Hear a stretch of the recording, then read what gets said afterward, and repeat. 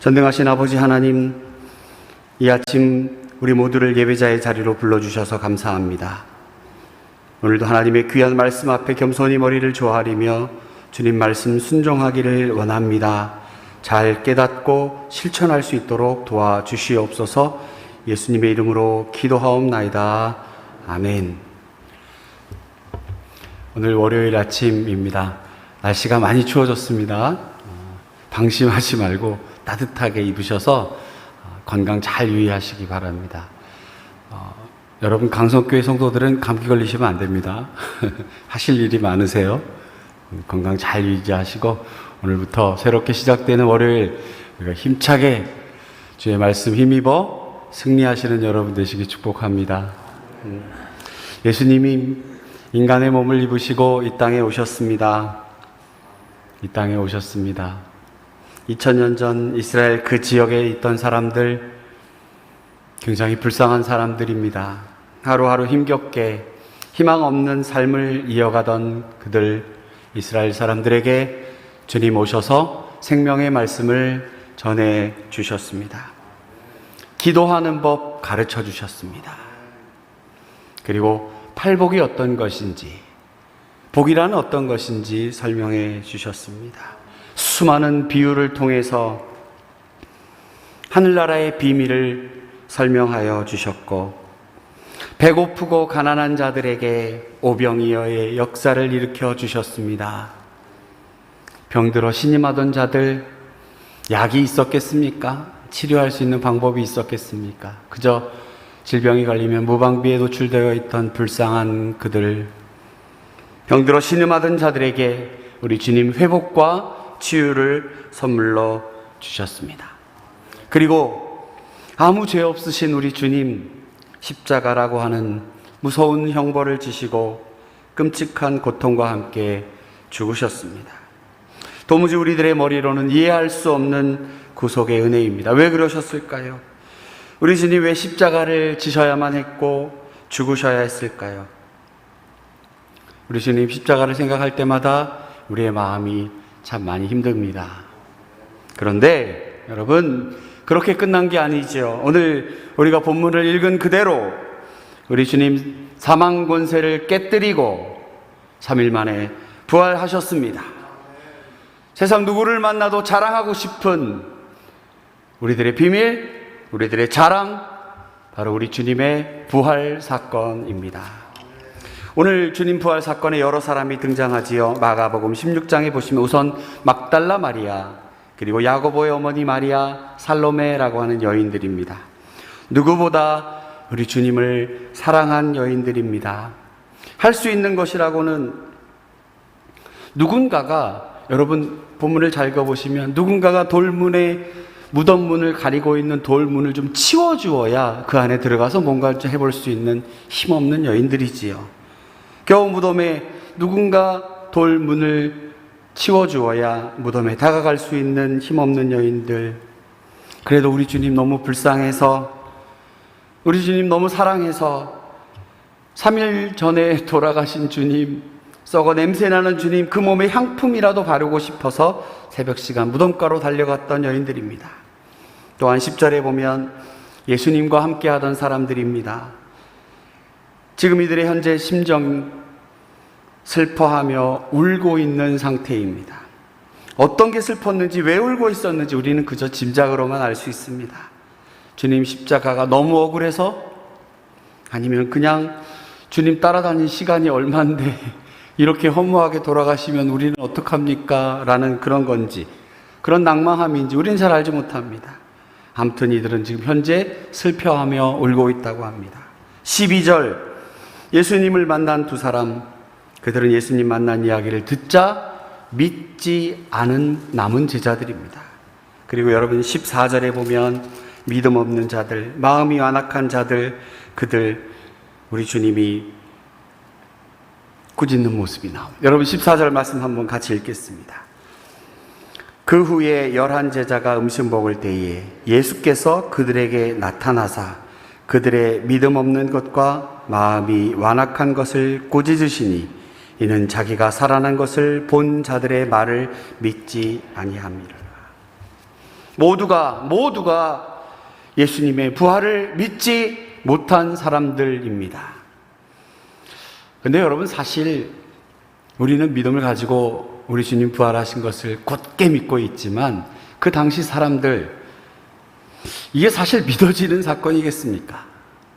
그들 믿음 없다고 막 나무랄 수 있는, 과연 그럴 수 있겠습니까?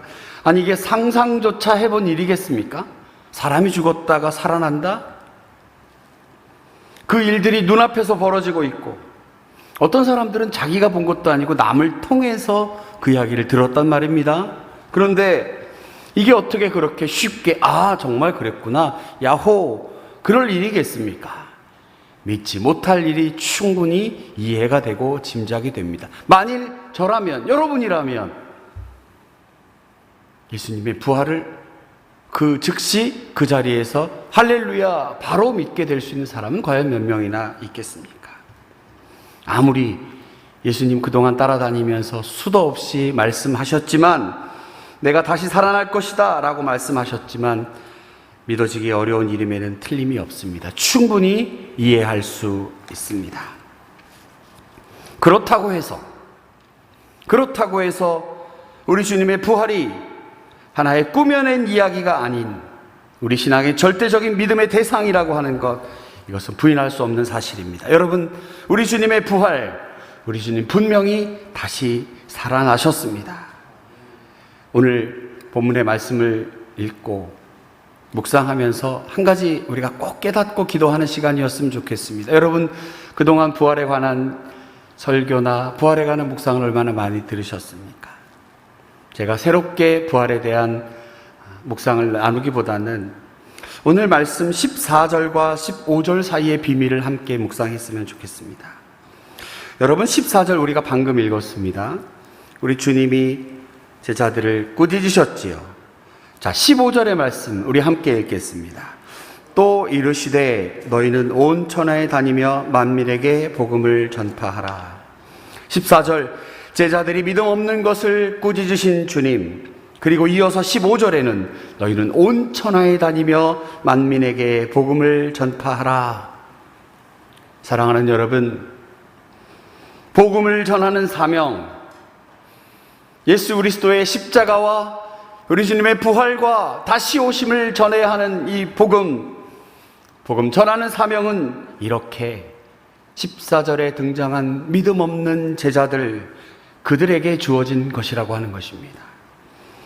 교회를 위해 세워진 일꾼, 강성교회는 너무나 감사하게도 이번에 귀한 분들을 교회 일꾼으로 세우게 되었습니다. 한 분 한 분 연락을 드리면서 안수집사로, 권사로 세워지게 됨을, 본인의 의사가 대단히 중요하기 때문에 여쭤볼 때 많은 분들이 그렇게 답을 하셨습니다. 저는 아직 믿음이 없습니다. 다음에 하겠습니다. 믿음이 커지면 그때 꼭 다시 해보도록 하겠습니다. 이렇게 말씀 주시는 성도님들을 대했을 때, 믿음 없는 제자를 통해서 우리 주님 하나님의 나라를 세워가신다라고 하는 것, 여러분 어떻습니까? 어느 정도 믿음이 세워야 100점 만점에 80점 이상 되면 그때 하시겠습니까? 좀 양보해서 70점 정도 되면 그때 가서 내가 권사하고 안수집사하고 직분 맡고 구역장하고 기관장하고 주님 사명 다하여 헌신하겠습니까? 성경적이지 않습니다.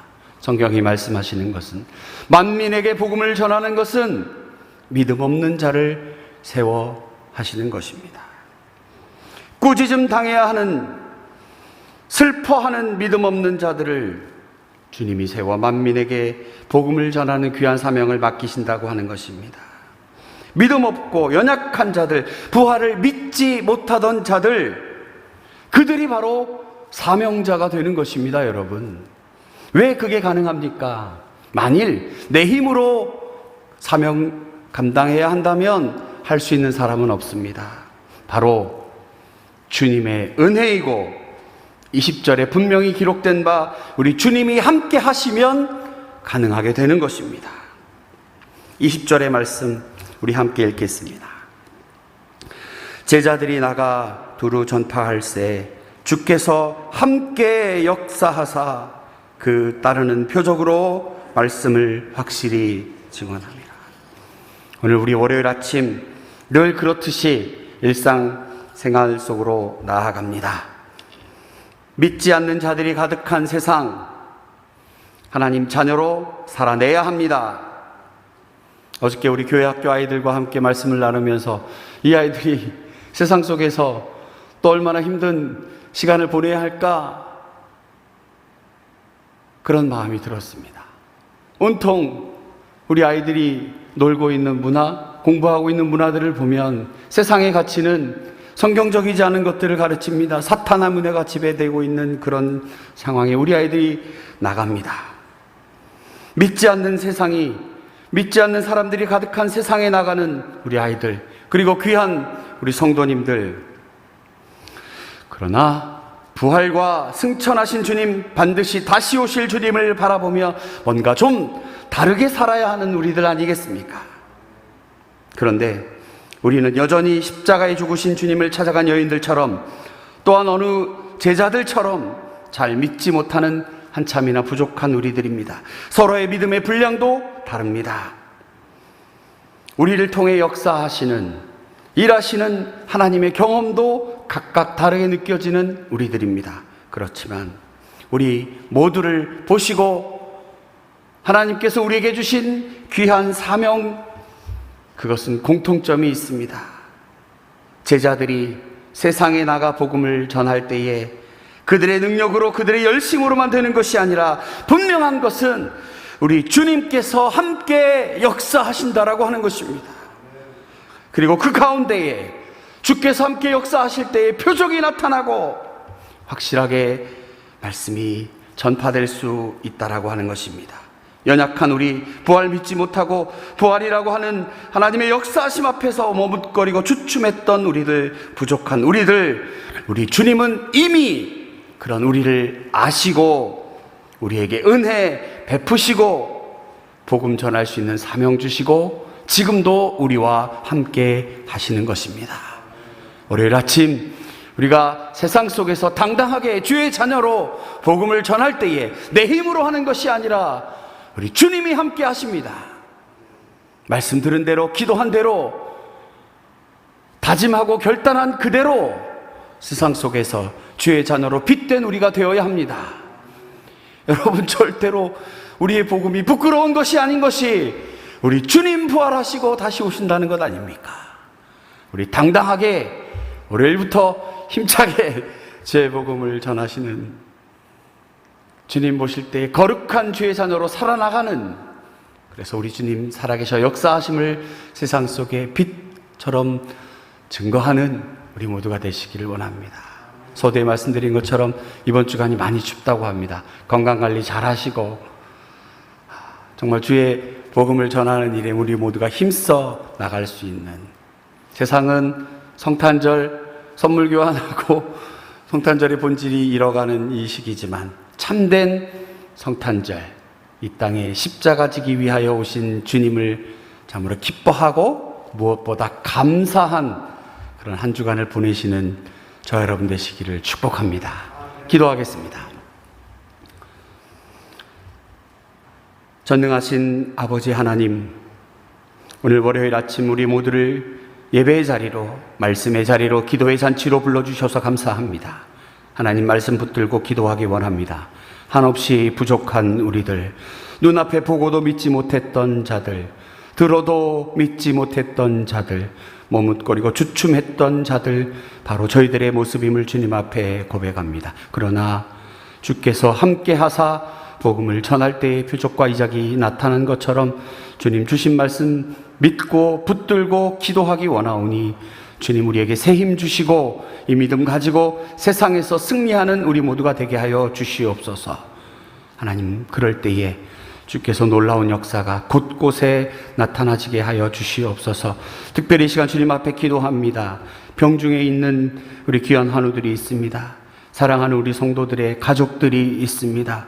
그들을 병실에 놓고 눈물 흘리며 기도하고 있는 우리 성도님들의 기도를 주님 들으시고 주께서 회복시켜 주시고 치유하여 주시고 할렐루야 주님 하셨습니다 고백하는 놀라운 일들이 우리 가운데 넘쳐날 수 있도록 하나님 축복하여 주시옵소서. 우리 귀한 아이들 세상 속에서 또 학업 속에서 하나님 뒹굴게 될 텐데 하나님 말씀 붙들고 하나님을 믿는 주의 자녀들 승리의 계가를 부를 수 있도록 하나님 그들 머리 위에 축복하여 주시고 하나님께서 늘 함께 하심이 그들 삶에 나타나질 수 있도록 하나님 동행하여 주시옵소서. 우리의 기도를 주의 병에 담으시고 주께서 금접시에 담아두신다 말씀하신 것 믿고 이 시간 간구하오니 하나님의 때에 놀랍게 역사하여 주시옵소서. 믿고 감사드리며 예수님의 이름으로 기도하옵나이다. 아멘. 하늘에 계신 우리 아버지